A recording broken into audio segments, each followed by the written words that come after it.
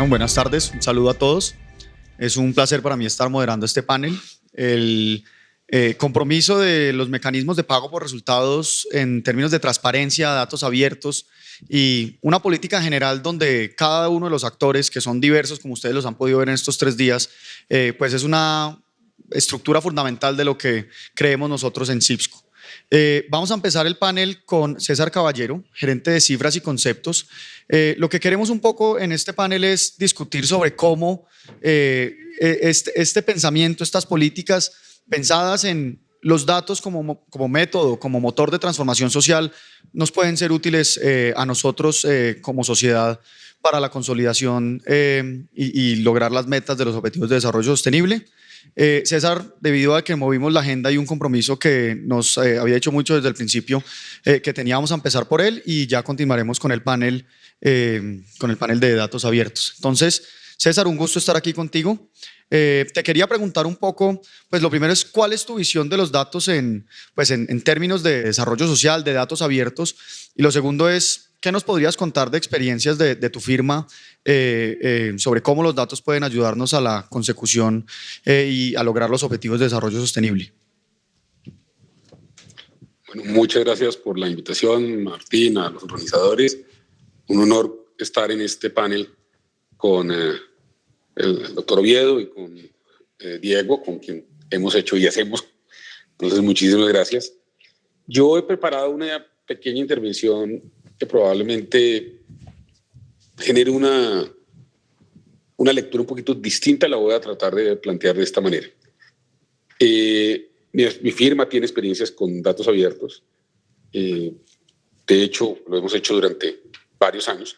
Pero yo quisiera empezar mi intervención colocando en signo de preguntas una de las afirmaciones de este panel, del inicio de este panel. Y es si la política de datos abiertos es un mandato de la ciudadanía a sus instituciones. Y ahí yo quisiera preguntar y poner la pregunta de si realmente cuando nosotros estamos hablando de datos abiertos como una política de beneficio, ¿es a la ciudadanía o es a nichos de ciudadanía?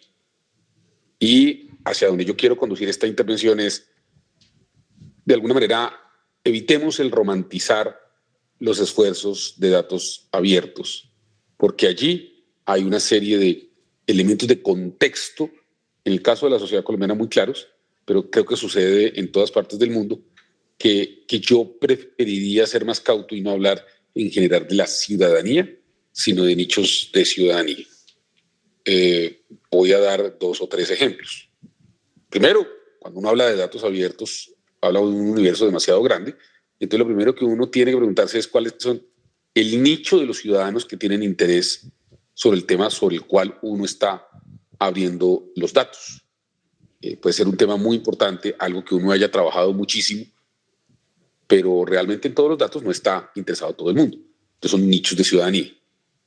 Segundo, que quien vaya a acceder a esos datos, pues de alguna manera tiene que tener 2 o 3 cosas que normalmente la gente en la sociedad colombiana no tiene.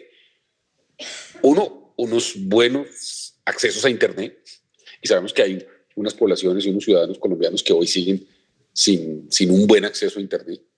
Y 2, un conocimiento mínimo, yo no digo máximo, sino mínimo de hojas de Excel. No lo pondría, no estoy diciendo que sepan R, no estoy diciendo que sepan... No, solo Excel. Y cuando uno mira las pruebas saber, los resultados de las pruebas saber en matemáticas, a uno le generan enormes dudas de cuántos colombianos tienen esas habilidades para mirarlos. Y el otro elemento que yo, diría es que tenga además algún tiempo para procesar y navegar y utilizar y analizar los datos. Entonces, lo primero, el primer punto que quisiera yo señalar es que las políticas de datos abiertos yo creo que son un mandato de nichos de la ciudadanía a las instituciones, pero yo no hablaría de que es de toda la ciudadanía, porque esa es una promesa que aún hoy, en la realidad de la Colombia del año 2022, yo no creo que nosotros podamos afirmar que es la ciudadanía la que genera un mandato de datos abiertos. Entonces ese es como el primer tema. Una cosa que debía haber clarificado es que cuando las organizaciones como de justicia hicieron la demanda y los temas de la ley de datos abiertos. Yo los acompañé y siempre he creído que esto es una política pública sana. Pero, ojo, lo siguiente es señalar que pues yo sí creo que hay unos nichos ciudadanos y hay un aporte muy importante que quiero señalarlo, y es de los datos abiertos, y voy a señalarlo para uno de los elementos que también los organizadores señalaron en la invitación, y es, yo lo voy a colocar no transparencia, sino simplemente para el control de las personas que tienen poder, que yo creo que esos son uno de los fundamentos de la democracia. Y sí creo que los datos abiertos han hecho mucho más, diría yo que a veces la Fiscalía, la Contraloría y la Procuraduría, por controlar el ejercicio y los abusos de poder de algunos poderosos, no todos, gracias a que los datos abiertos existen. Y aquí voy a referirme también a nichos de ciudadanos. Por ejemplo, los periodistas que se han especializado en el periodismo de datos y que hoy hay unidades en ciertos medios y algunos periodistas individualmente, que por ejemplo manejan muy bien, con mucha habilidad y con mucha expertise, muchos datos, y que con ello, pues ustedes y yo nos enteramos de que hay cierto tipo de abusos o concentraciones de la contratación y este tipo de cosas. Y yo creo que el periodismo como un nicho ciudadano tenga acceso a datos abiertos ha ayudado mucho en la sociedad colombiana a controlar abusos por parte de algunos poderosos. El segundo tema es, también creo que hay algunos políticos de oposición que han hecho uso, que tienen en sus unidades de apoyo legislativo, en sus unidades de apoyo, gente especializada en aprovechar los datos abiertos que existen para tratar de ver si hay o no comportamientos adecuados o inadecuados, y eso me parece que aporta al control político de los gobiernos. Yo creo que el grueso de pues todos los vimos ahora que tenemos un cambio entre un gobierno a otro, con dos líneas distintas, pues vamos a ver que ahora los políticos que antes no utilizaban esos datos tanto, ahora los van a utilizar más, y los que los usaban antes mucho, probablemente no les va a gustar tanto que los utilicen, pero creo que es muy importante que estén porque ayudan a hacer ese ejercicio de control político. También siento que hay investigadores sociales que lo hacen y que hay, diría yo, y esa es mi experiencia, algunos estudiantes universitarios y unos escasos colegios donde algunos docentes en secundaria promueven que sus estudiantes hagan estos ejercicios. Hasta ahí yo llegaría de alguna manera a decir que hay unos nichos de ciudadanía que realmente utilizan los datos, en este caso, para hacer el control de los poderosos. Y quiero contar ya 3 casos de cifras y conceptos en los cuales nosotros hemos hecho ejemplos. Yo, cuando Martín me hizo la invitación, yo dije, bueno, primero desde el 2011 nosotros hicimos durante 6 años la investigación en su momento más ambiciosa sobre secuestro en Colombia. Y nosotros hicimos en el marco del Grupo de Memoria Histórica y luego del Centro de Memoria una investigación sobre el secuestro en la sociedad colombiana y construimos una base de datos que reúne 1.4 millones de datos sobre 39.058 casos de secuestro en Colombia. Esa base de datos está abierta desde el 2011. Se está abierta en la página web de Cifras de Conceptos y está abierta en la página web del Centro de Memoria, conservando los temas de confidencialidad, digamos, hasta donde nos es posible. Y aquí quiero señalar, la información que yo tengo es que a lo largo de estos 11 años, esa base de datos ha sido bajada por un número cercano a 4.000 personas entre Cifras y Conceptos y el Centro de Memoria Histórica. El grueso de ellos son personas que están ubicadas su IP fuera de Colombia. Es decir, yo diría que son investigadores, he conocido yo algunos que me han llamado, que me han buscado, pero son fundamentalmente investigadores sociales, que es como yo lo decía, que lo han hecho. Pero ese es, digamos, un caso, está ahí, yo invito a la gente que quiera mirarlo, ahí está. El segundo caso es para los procesos electorales de 2014 y 2018, nosotros hicimos el anuncio en redes y en público, diciendo que las encuestas que Cifras y Conceptos había hecho para el proceso electoral estaban abiertas y que las personas podrían utilizarlas. Las dejamos totalmente abiertas durante un año. En el caso de 2014 las utilizó un investigador y en el caso del 2018 la utilizaron 2 investigadores. Nadie más. Nadie más. Y ahí estuvieron. Ya la restringimos y lo que hemos hecho es que quien quiera ver esos datos nos los puede pedir y nosotros a nadie le hemos negado el acceso a esa información pero también está. Y está el caso de la encuesta de jóvenes, que hemos realizado 5 encuestas, cerca de 10.000 encuestas cara a cara con jóvenes que hemos hecho con la Universidad del Rosario, y con ellos acordamos, eso es parte del Observatorio de Juventud que tiene la Universidad del Rosario, y acordamos, digamos, que también tenía un tema de, en este caso no está de datos abiertos, hicimos un procedimiento, y es que quien quiera consultar los datos nos consulta. Por el momento lo han utilizado 6 profesores de la Universidad del Rosario y 3 investigadores que nos han solicitado los datos. Es decir, es lo que ha ocurrido con esas 3 bases de datos. En el marco de esto, además, yo quiero señalar, Cifras y Conceptos tiene un producto que se beneficia de la existencia de una política de datos abiertos. El producto es un producto comercial, yo cobro por hacer esto, se llama Yotadatos. Eso fue un proyecto que nos ayudó Colciencias en su momento a financiar, nos ganamos un premio, lo hicimos, y básicamente tiene una propuesta de valor, y es: hágame cualquier pregunta sobre la sociedad colombiana y yo se la contesto en 15 días con la información pública existente.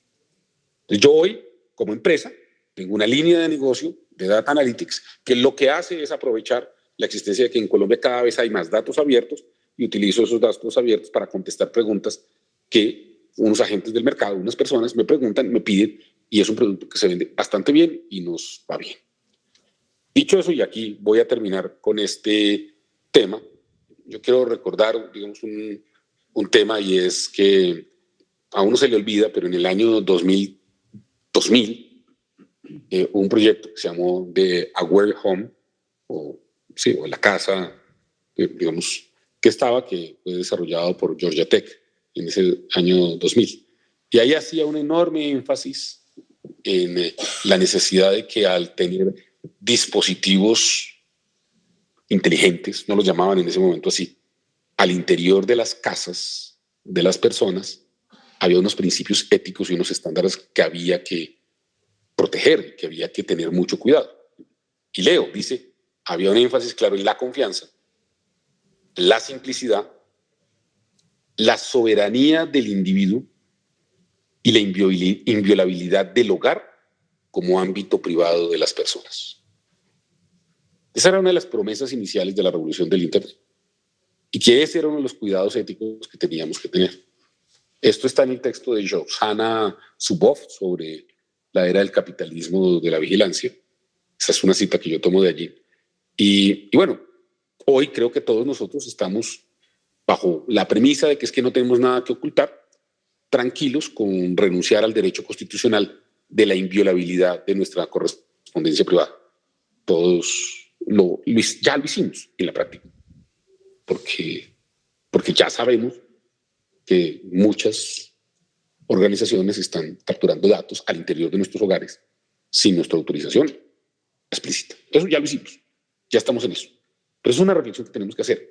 Y termino con decirles esto. Yo decliné un negocio con una firma internacional reputada y conocida, en la cual lo que yo tenía que hacer era mensualmente bajar la base de datos de la Superintendencia de Servicios Públicos Domiciliarios en Colombia, que, si ustedes saben, es una base muy robusta y que tiene el consumo de agua cuadra por cuadra del grueso de los municipios del país.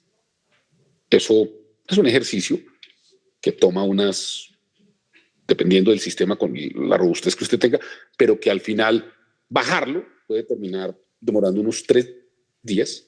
Yo decidí declinarlo porque siento que ahí hay una información que yo no sé cómo monetizar yo, pero creo que alguien está monetizando, porque sé que alguien está haciendo su trabajo para ellos. Pero en las políticas de datos abiertos, quiero contarles que hay grandes compañías que están aprovechando los datos abiertos para acumularlos, para tenerlos, lo cual es legítimo, es totalmente legal, no estoy diciendo que no sea legal, es totalmente legítimo, pero que de alguna manera pueden estar entrando a tener y a capturar información sin que nosotros nos demos cuenta de las personas por mecanismos diversos. Con eso quiero simplemente decir, y voy a utilizar una expresión que estoy seguro que ninguno de ustedes lo ha hecho ni lo va a hacer, pero estando yo de acuerdo con la política de datos abiertos, creo que no debemos romantizar el alcance que tienen, y que no debemos asumir que es la ciudadanía la que se está beneficiando, cuando yo considero que son nichos de ciudadanía y que como toda novedad tiene unos riesgos de reflexiones que nos deberían llevar a unas reflexiones éticas y morales sobre el acceso a nuestra privacidad y el uso de nuestros datos. Con eso dejo, Martín, mi intervención. Yo voy a apagar la cámara, pero los voy a estar escuchando un rato porque me voy a estar moviendo, pero quiero también escuchar a Juan Daniel y a Diego y a ti. Muchas gracias. Muchas gracias, César. Una intervención importante. Hay una cosa que yo, digamos que me sirve para abrir un poco este panel y es, cuando empezamos a describir este panel estamos hablando de la relación de los datos abiertos con ciudadanía, con la forma en la que se relacionan los ciudadanos con el Estado. Esa discusión con César me gusta mucho sobre si los datos son de nicho o son generalizados. Y ahí en el programa CIPSCO nos dijimos, bueno, como tenemos que pagar por resultados, lo decía Carolina al inicio, tenemos que encontrar una meta verificable con registros administrativos que sea unos datos, digamos que bastante confiables. Nosotros dijimos, bueno, ¿quiénes usan esos datos en Colombia? No sé cuántos y digamos es difícil saber, pero les aseguro que los 4.000 que dice César son muchos a comparación de los que habían usado los datos pila. Sí, investigadores, es una base de datos muy pesada, es un censo, 10 millones de personas cada mes cotizando a Seguridad Social con 7, 8 tipos de contratos. Es una base de datos difícil, ¿cierto? Muchos de nosotros inclusive nos cuesta mucho trabajo manejarla, digamos que sobre todo cuando uno se extiende en el tiempo. Sin embargo, en el programa CIPSCO, cuando nos enfrentamos a ese reto, personas, digamos que han estado esto desde hace años, se empezaron a hacer preguntas sobre, bueno, ¿y esos datos quién los tiene? ¿Qué referencias cruzadas tienen? ¿Cruzan datos con DANE, con DIAN, con, digamos, otro tipo de cotizaciones, con registros administrativos? Eso hace parte de la contabilidad de las empresas. Es un dato muy confiable. Pero ¿qué significa que exista y que lo usen, creo que 100 investigadores, por no decir 10, en Colombia y del mundo? ¿Qué significa eso? ¿Qué significa esa política de datos abiertos que hoy tenemos, digamos, o que hoy queremos promover o pensar en el programa CIPSCO? Bueno, ahí las siguientes conversaciones que eran sobre pues, cómo la conectamos con prosperidad social para que pueda haber, digamos, que cierto flujo de información. Los que son aquí operadores de programas de empleo saben que pues, lo primero que se pide son unos requisitos y unos criterios de elegibilidad. ¿Cómo hacemos para que esa información que está en el Estado colombiano, que la generamos y todos los ciudadanos, empresas, cómo hacemos para que eso llegue de manera rápida, veraz, que sea confiable, pero sobre todo, o sea, que sea útil para su función, protegiendo todas las cosas que decía César sobre confidencialidad, sobre reservas? O sea, ¿cómo hacemos eso? Y esas es, digamos que las conversaciones que se empezaron a desencadenar cuando pasamos de decir, bueno, no necesitamos nada porque no hay que pues, hacer una referencia cruzada contra el resultado de empleo, ni de salario, ni de permanencia, ni de... O sea, eso no era una conversación a esta conversación en la que estamos hoy en día de manteniendo una reserva estadística, manteniendo un flujo de información. ¿Cómo hacemos para que los datos, y ahí estamos hablando de relación ciudadanía-Estado, que genera las instituciones que tenemos, les sean útiles no solamente al investigador, no solamente a eso, sino a pares académicos, sino también a operadores, a gente que está, nosotros les llamamos un término que me gusta mucho, aliados en territorios, para que generen mejores resultados, para que toda la distribución del ingreso o todos los diferentes tipos de actores se beneficien de que el Estado colombiano tiene una base de datos supremamente útil que cruza datos con 4 o 5 otras bases de datos fuertes y que nos hace, digamos, que pensar en que el siguiente paso es, digamos, que conversar sobre este tipo de cosas con la ciudadanía. Ahí pues tenemos pues 2 invitados de lujo, entonces empiezo con Juan Daniel, digamos, del DANE, el mundo de los datos. ¿Cómo ve usted esa relación de ciudadanía y Estado? Si X cantidad de personas, 1.000, 2.000, 10.000, se bajaron una base de datos X, ¿eso qué le impacta a los otros 49 millones de personas que no se la bajaron? Bueno, de verdad, muchas gracias, Martín, y a todo el equipo de CIPSCO por la invitación a este panel. Yo en el tema de datos abiertos, muy en línea con lo que mostraba César Caballero, está el tema de la usabilidad de esos datos abiertos, ¿sí? Y eso requiere un elemento clave de generación de capacidades ciudadanas para administrar esos datos. Pero la usabilidad, que requiere capacidades por parte de los usuarios para poder manejar bases de datos que asustan, ¿sí?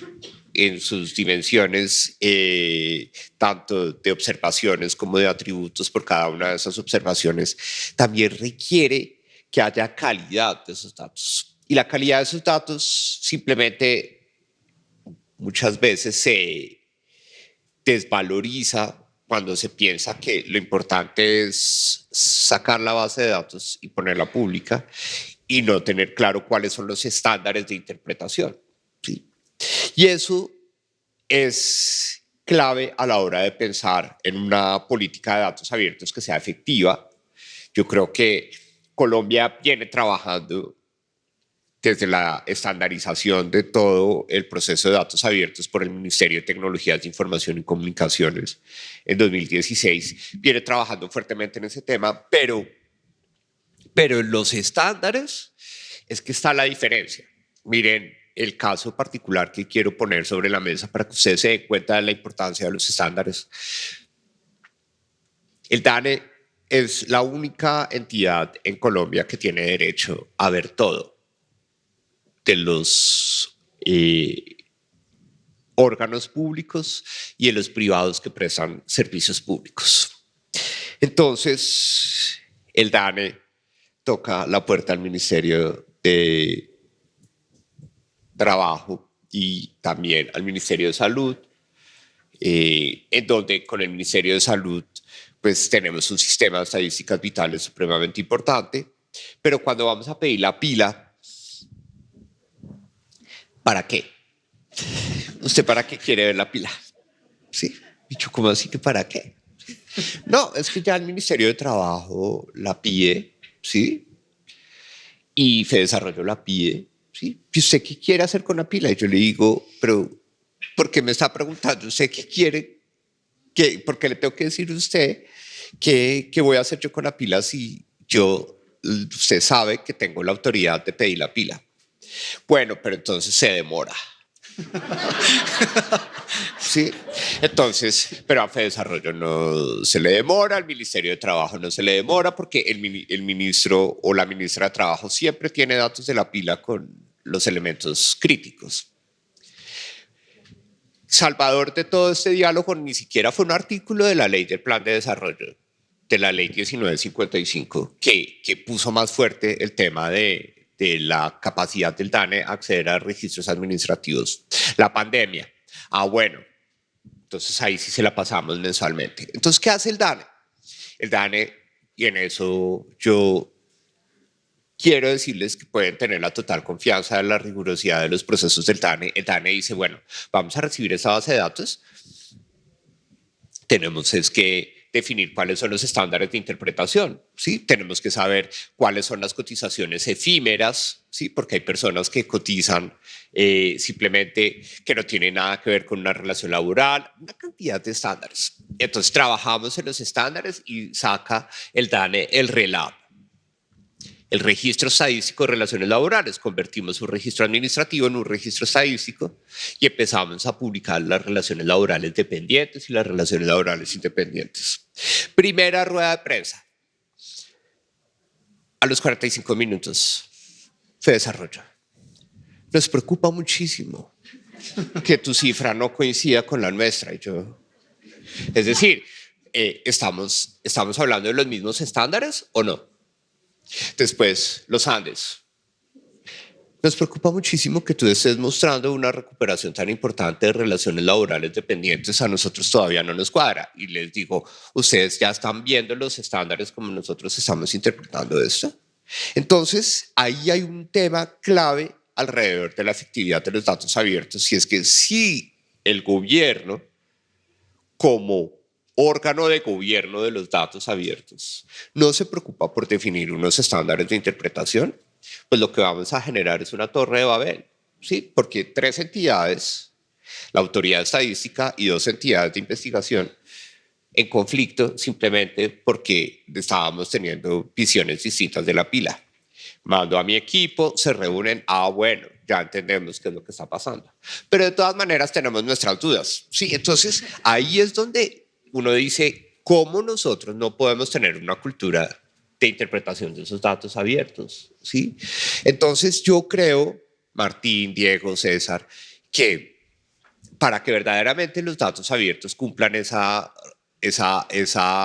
tarea de rendición de cuentas y empoderamiento ciudadano, necesitamos que haya un diálogo alrededor de los datos abiertos y que nos preocupemos de que lo que ponemos a disposición de los ciudadanos tiene unos metadatos y tiene unos criterios de interpretación en los que debemos creer todos para poder tener una visión común alrededor de esos problemas. Pero al mismo tiempo, es importante definir capacidades. Yo creo que el Ministerio de Tecnologías de Información y Comunicaciones ha hecho una tarea muy valiosa de generar grants, de generar programas, de generar sandboxes para que haya oportunidades de procesamiento de información, pero eso tiene que continuar y tiene que ser masivo para que nosotros podamos garantizar que eso suceda. Entonces, yo sí creo que desde lo público, cuando nosotros estamos hablando de lo que tú mencionabas, de la usabilidad, hay que reconocer que necesitamos también desde lo público mejorar la calidad de los registros administrativos en un diálogo de pares, ¿sí? Y entonces, diálogo de pares con el RUES, con Confecámaras, ¿sí? Venga, que por favor podemos mejorar la forma como usted hace la pregunta. No. Eso es nuestra potestad porque la ley dice que nosotros lo tenemos que preguntar así, entonces usted no se meta, ¿sí? Entonces, ahí hay una cultura del gobierno y el gobierno de datos que tiene que mejorar. ¿Por qué? Porque si verdaderamente nosotros queremos disponer información, necesitamos que los datos abiertos estén en la fuente, porque yo no se los puedo poner a ustedes, ¿sí?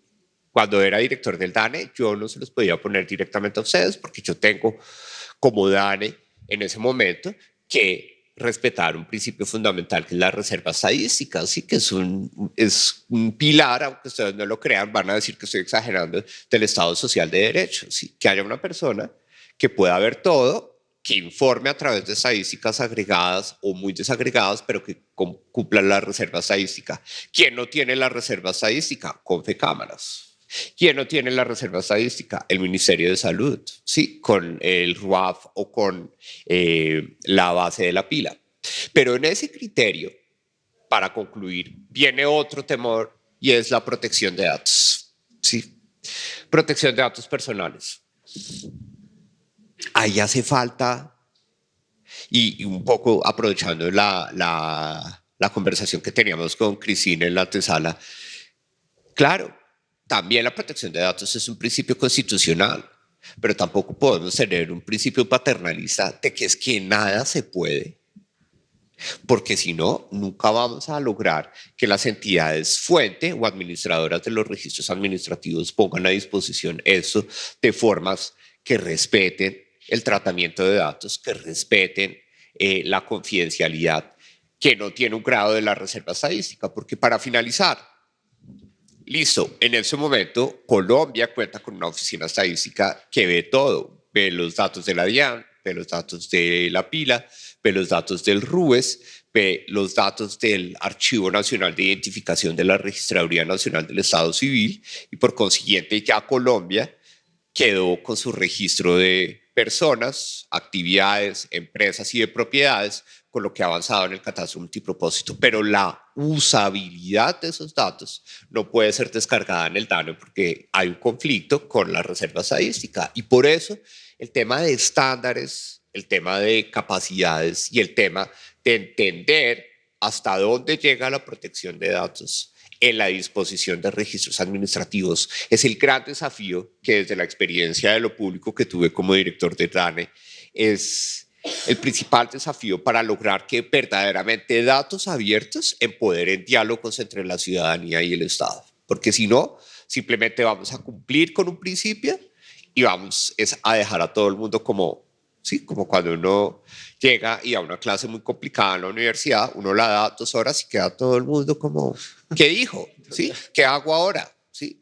Es un poco lo que está pasando con el tema de datos abiertos desde la experiencia que yo tuve como director del DANE y creo yo que es muy importante que las plataformas de generación de capacidades y de definición de estándares de interoperabilidad se desarrolle en una visión articulada de todo el gobierno nacional como proveedor de esa información que empodera a la ciudadanía para el control social, el control político y el control democrático. Muchas gracias, Juan Daniel. Entonces, fíjense lo chévere de que llega César y, o sea, nos pone un estándar duro, es datos abiertos, no es datos abiertos porque sí, o sea, no paren ahí. Juan Daniel nos dice, sobre todo al final dice, esos datos abiertos para cumplir un estándar, sí, pero ¿para qué? Diálogos como ciudadanos, ciudadanía, Estado, demás. En Prosperidad, por aquí está Ingrid. Es esa descarga que es una sola vez de la base de datos Pila, y aprovecho para decir que Pila es la planilla integrada, es los datos de los sueldos, cotizaciones mensuales por cada persona, es el censo. O sea, todos los datos de todas las cotizaciones, 10 millones que hay más o menos cada mes, esa es la gran base de datos, la famosa pila de la que estamos hablando. Una de las descargas de esa pila, que es Ingrid a través de, para poder verificar, cruzar con Sisbén, todo. Y otra de las descargas, ahí paso a Diego, es, bueno, una red de ciudades como Vamos hace una descarga, se cumple el principio de datos abiertos, o usted tiene acceso a una base de datos interoperable, cruzada, verificada, confiable, ¿y hay qué? Bueno, primero, buenas tardes a todos y a todas. Muchas gracias al equipo de CIPSCO por la invitación. Yo, para responder a esta pregunta, Martín, yo quisiera devolverme un poco en la conversación que César y Juan Daniel nos plantean sobre el para qué los datos abiertos. Y yo siento lo siguiente, yo creo que los datos abiertos, además de la usabilidad, que es un factor muy importante, tienen como en el horizonte algo que es determinante para la evolución de las sociedades, que es la confianza ciudadana en las instituciones. Y esa confianza tiene mucho que ver con qué tanto el Estado es libre de culpa frente a la disponibilidad de los datos, por decirlo de alguna manera. Es decir, la responsabilidad de los gobiernos es que los datos estén a disposición de los ciudadanos en primera instancia.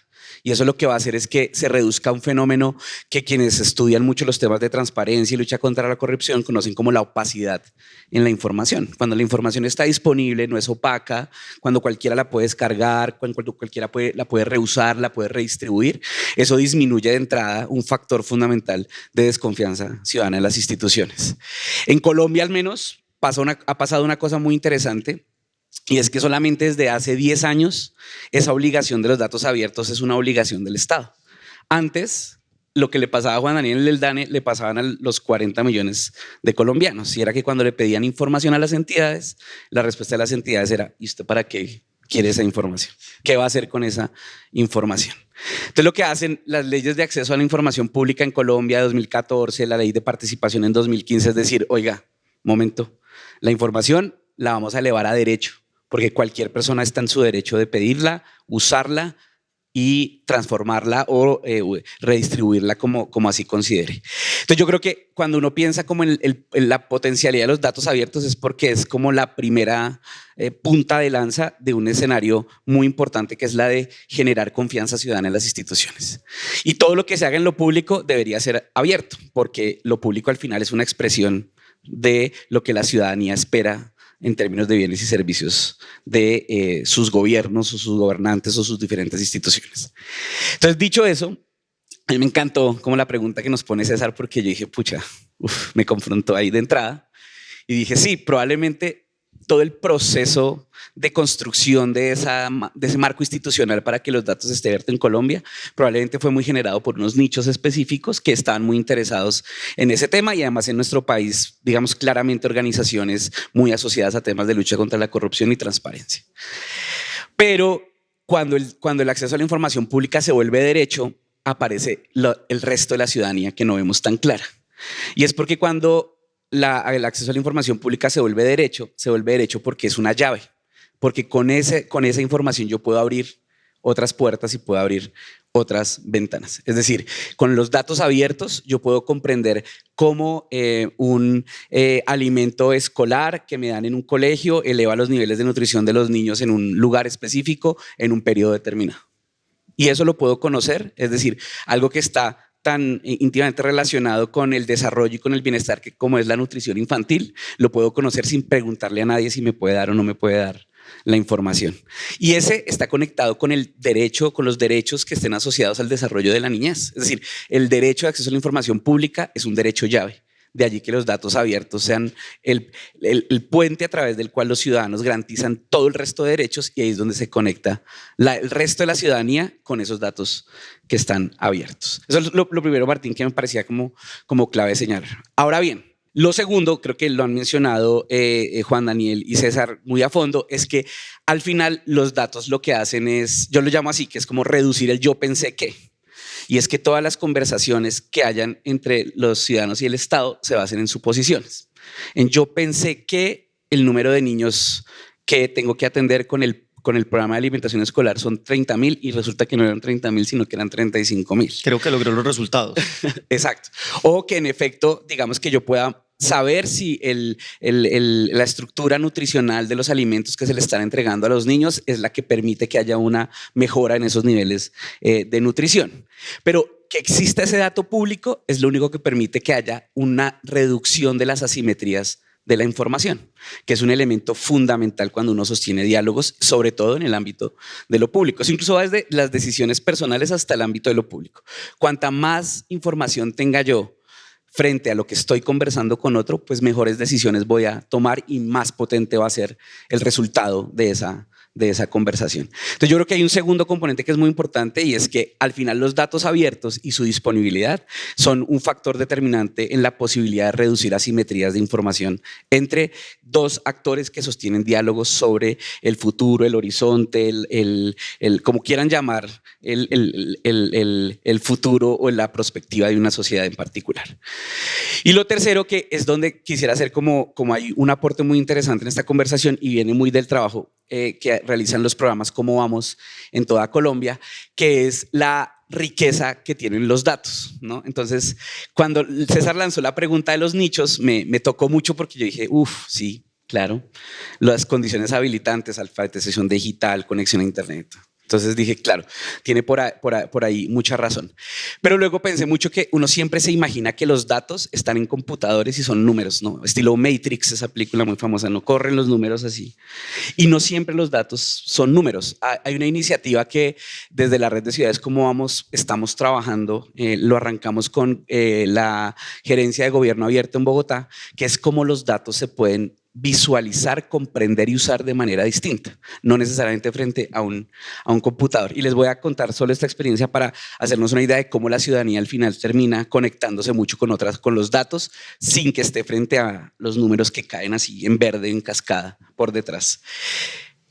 Fuimos a un colegio de Bogotá, de la localidad de Kennedy, y en ese colegio nosotros tenemos, como toda organización que trabaja con datos, producimos dashboards. Entonces tenemos uno muy famoso de una encuesta virtual que aplicamos durante la pandemia para conocer la percepción de los ciudadanos sobre el bienestar de sus ciudades en todos los 19 programas o 21 programas Como Vamos actualmente que existen en esa red. Y subimos todos esos datos a un dashboard que permite ver la información, muy interesante. Los primeros 10 minutos les estábamos mostrando a los estudiantes de 9º a 11 esa información, además con el supuesto de que los estudiantes tienen mayor capacidad digital y saben al menos manejar, digamos, ciertos elementos de las páginas web. Pues no, los dormimos, o sea, básicamente los dormimos. Y decidimos hacer una cosa distinta, que fue escoger un dato y por suerte teníamos como unas actividades que nos iban a permitir reflejar los datos en 3 cosas. En Legos, todos saben qué son los Legos, ¿no? Estas fichas armables y desarmables con las que uno construye cosas. Lo segundo, llevamos un formato de caricatura. Y lo tercero, llevamos 3 o 4 memes, estas, ¿no? Figuras que se usan como para ejemplificar de manera más simple y visual las cosas. El dato que les dimos a los jóvenes es que en Bogotá una mujer tarda entre 7 y 12 minutos más que un hombre en desplazarse de su trabajo a su vivienda o de su vivienda a su trabajo.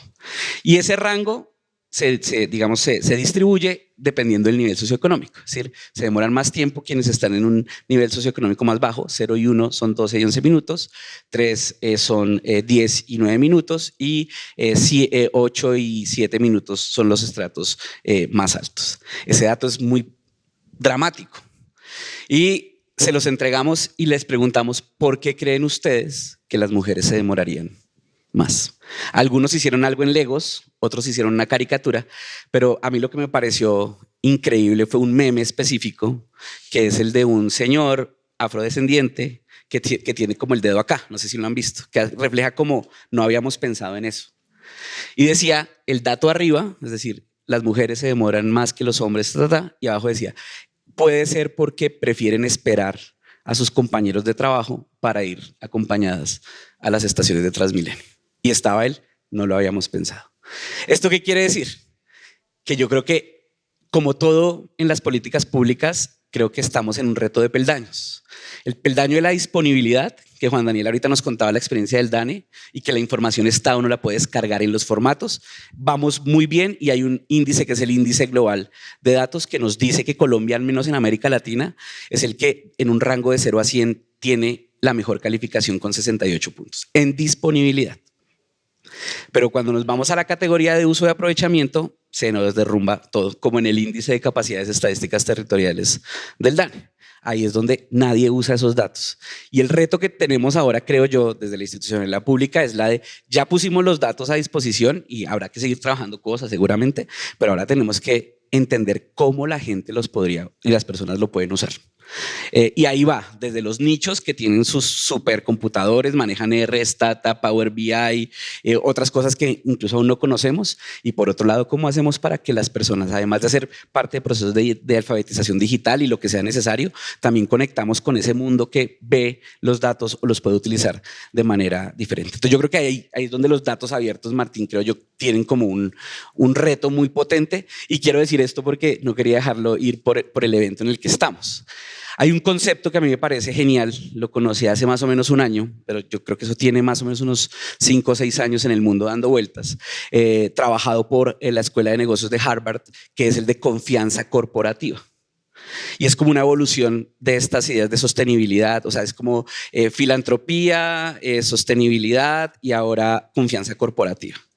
Y esa idea dice algo muy potente y es que hoy y hacia el futuro, los ciudadanos consideran que los negocios o los esquemas de trabajo colaborativo en los que se involucran privados con el Estado le colocan al privado una responsabilidad frente a el funcionamiento, digamos, de ese programa en particular.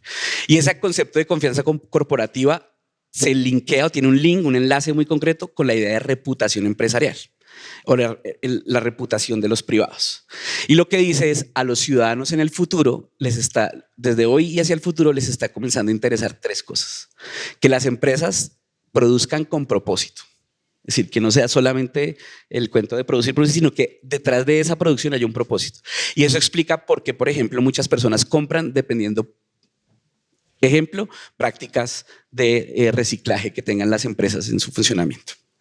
Lo segundo que es muy importante es que estén conectados con su entorno.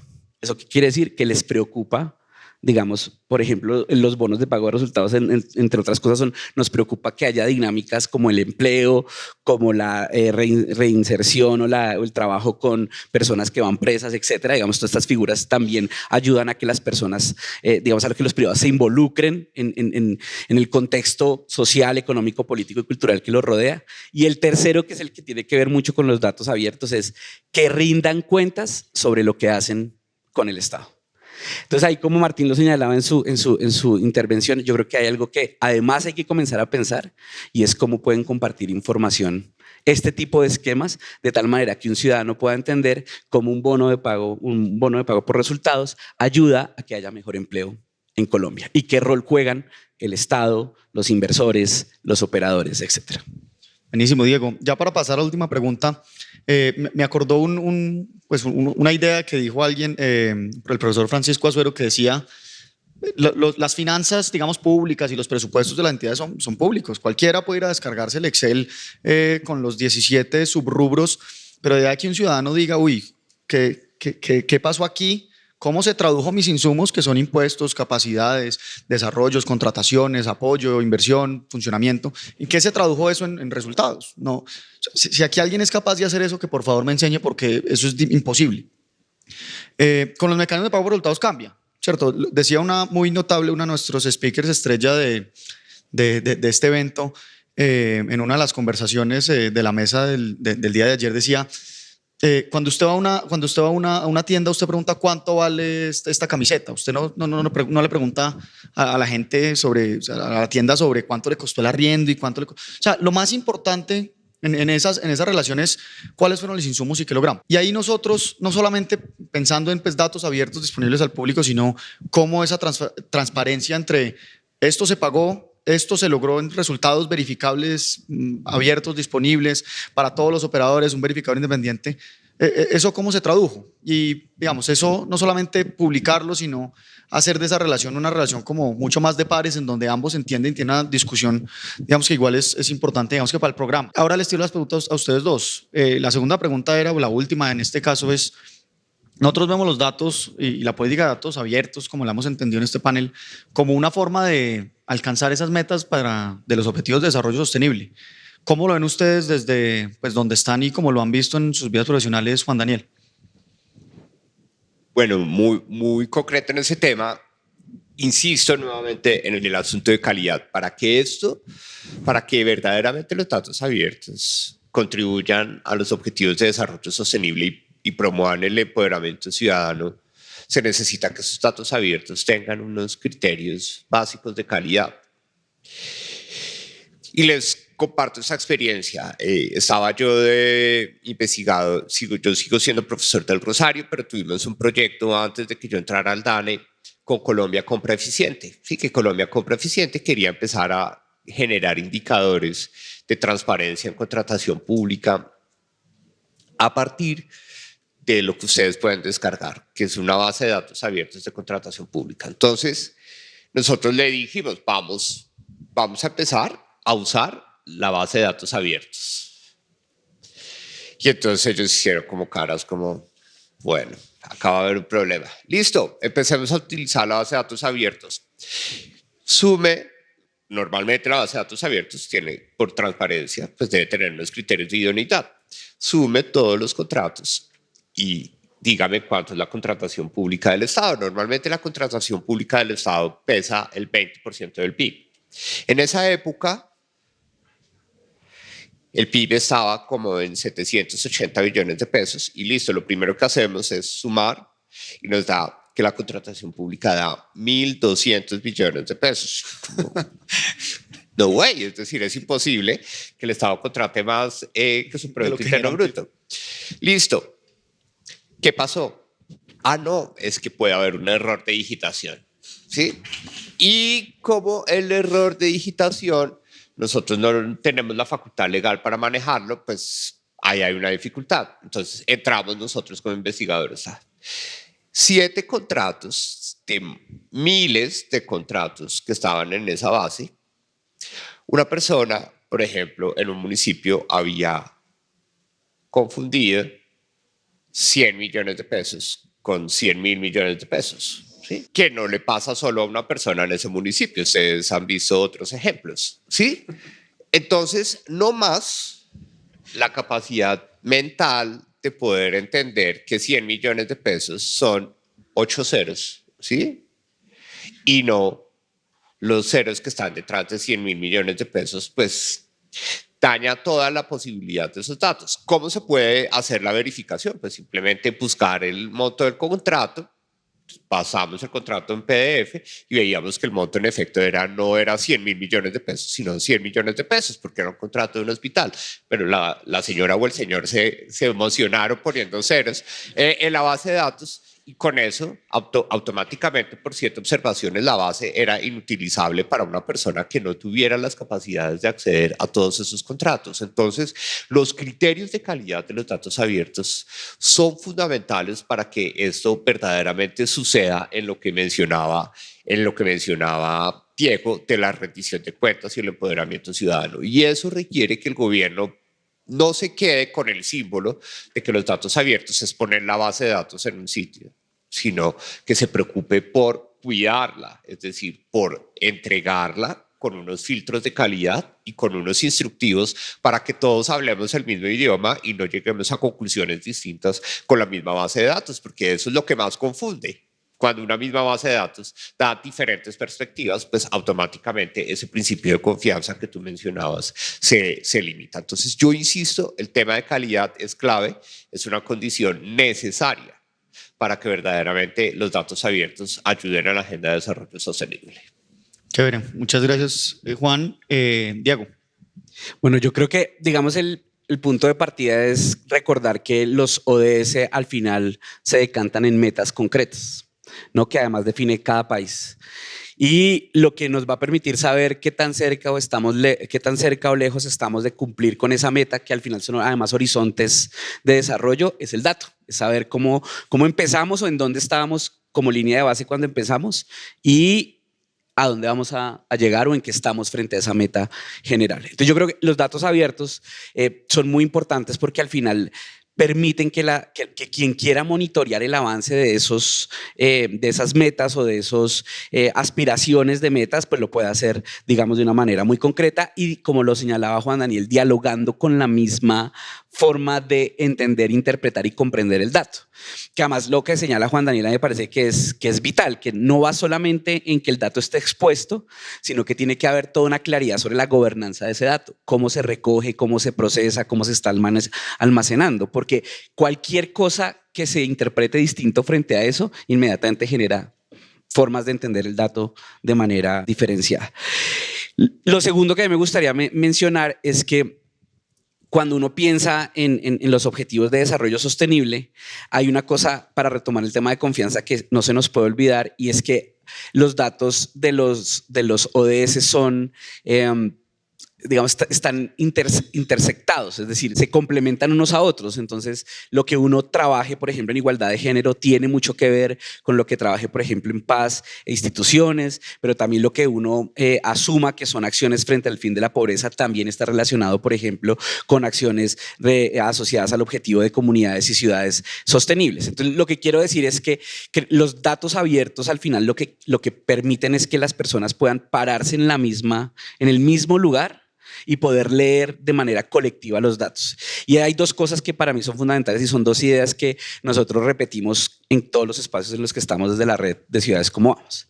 El primero es que lo que no podamos medir no lo podemos entender y por tanto no lo podemos transformar. Entonces, si no tenemos a disposición datos para hacer esa secuencia de actividades, nunca vamos a poder saber qué logramos con lo que estamos haciendo ni poder transformar lo que estamos haciendo. Y lo segundo es que más miradas sobre un mismo fenómeno amplifican la comprensión de ese fenómeno, pero lo más importante, nos permiten encontrar soluciones que no habíamos pensado previamente. Y ahí, en eso hay dos elementos que son muy importantes. El primero es que la claridad en el dato y la calidad del dato es la que después permite que alrededor de ese dato aparezcan diferentes miradas, la de las mujeres, la de los jóvenes, la de los pueblos étnicos, la de diferentes sectores, las de campesinos, las de industriales, las de académicos, etc. Y la riqueza de esas miradas es lo que va a permitir que entre todos construyamos conocimiento colectivo sobre ese dato específico que estamos viendo, pero que también incluso podamos detectar cuando el dato es insuficiente. Solamente para señalarlo, cuando seguramente Juan Daniel, que trabajó mucho en ese tema, pero cuando uno se devuelve 5 o 6 años atrás y se pregunta si, por ejemplo, el dato de homicidios podía ser segmentado por hombres y mujeres nada más o por grupos etarios, pues uno no podía hacer eso. Esa información no existía. Y eso solo se volvió posible cuando las miradas comenzaron a ver que a ese dato le faltaba algo adicional. Y el segundo elemento que para mí es muy poderoso y la última intervención previa a nosotros lo señaló como muy importante, que es el tema de la innovación y la posibilidad de experimentar. Y la innovación tiene, en esencia, yo a veces cuando converso estos temas digo, bueno, la innovación es una forma más catchy, como diríamos en la Fundación Corona, más chévere de llamar algo que hemos entendido toda la vida.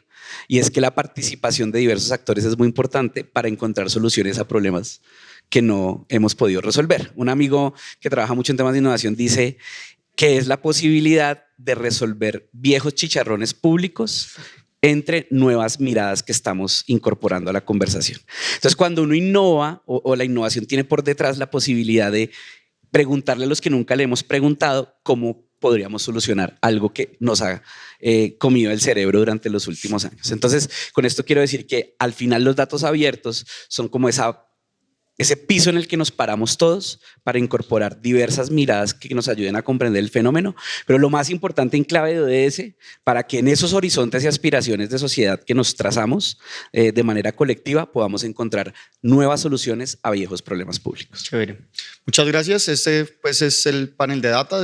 Digamos que importante es que hemos discutido en estos días sobre pago por resultados en agua, en reincidencia carcelaria, en todo tipo de sectores. Y pues ahí la siguiente pregunta que nos van a hacer cuando vayamos a una entidad como hacía Juan Daniel, él por lo menos tenía un poquito más de autoridad, es, pero ¿para qué? Y se le demora, pero por lo menos en el para qué, pues sí queríamos discutir hoy. Entonces, pues nada, muchas gracias a todos ustedes por este evento.